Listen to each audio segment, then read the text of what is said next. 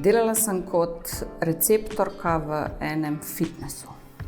Počel sem pravzaprav praktično vse, od tega, da sem bil bolničar v kliničnem centru, da sem sestavljal omare, da sem pleskal prostore, da sem na Petrolu čistil, delo v pralnici. Praksa v podjetju Vital Mestinje v 3. letniku gimnazije leta 1974. V bistvu namestnik generalnega sekretarja Nove Slovenije. Kot dijak sem delal v podjetju Domel, ki dela elektromotorje, to sem delal vsako poletje.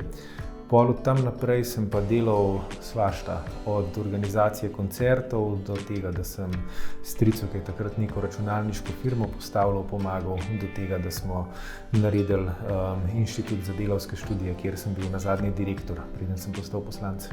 V praksi sem bila v kartonažni za tekočim trakom.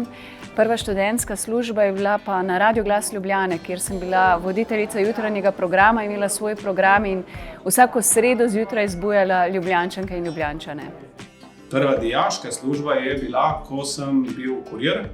Potem sem se doma hvalil, da to je pa zabavno, ker sem nič ne delal, na kar so me premestili kazensko v gradbeni oddelek in potem sem skupaj z gradbeniki rušil zidove.